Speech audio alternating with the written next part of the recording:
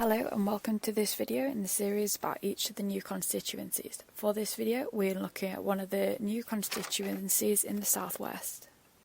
In this short video we'll look at the details of this constituency, the previous results, in particular the 2019 results, current candidates and make predictions based on how bad of a day it might be to the Conservatives.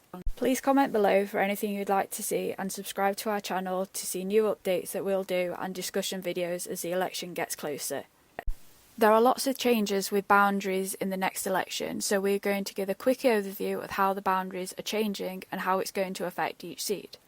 Only 65 seats, or 10% of the seats, are staying the same, so here we're going to compare how the new seat compares to the main one that is replacing. There are some huge changes, such as the City of Chester, which now has 2 seats, but some seats are being completely dissolved, with populations moved to neighbouring seats. So why are the boundaries changing? Every so often there are boundary changes to represent the current population movements. Some of them are based on land without any population, and some of them are just because of population, for example new housing estates. 2021 was the census year, which has helped inform these changes. The last major change in the boundaries was 2010. Now let's look at some of the details about the constituency. There are 8 regions in England, with Scotland, Wales and Northern Ireland on a country basis.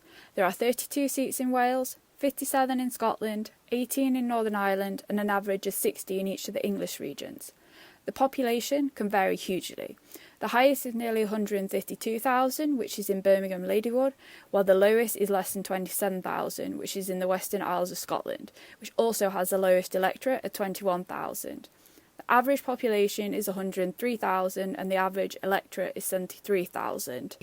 The largest area is the most northerly mainland seat, which is Caithness, which is nearly 12,000 kilometres squared, or approximately 100 times the size of Manchester. The average is 380, while the smallest is only 6.8.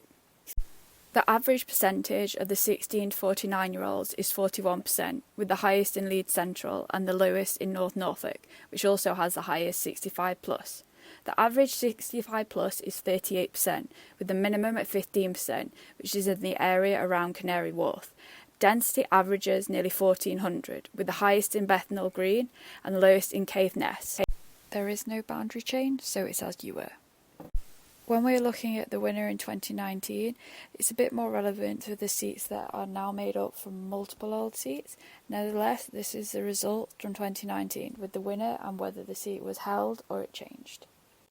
Here are the winning party and those that came second, and also the majority. The size of the majority is key when considering how this seat might change.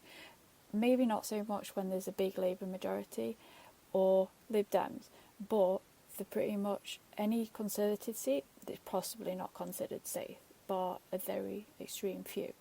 The same for the SNP. Some of these are really up for grabs, particularly for Labour and the Lib Dems. Here we see the vote share at the last 4 elections for the 5 main parties in England: the Conservatives, Labour, Lib Dem, Green and a combination of Brexit or UKIP. The Brexit UKIP vote was distorted in some constituencies in 2019 because if they were held by the Conservatives in 2017, they didn't stand against them. Nevertheless, we can see the changes that occurred throughout the different elections.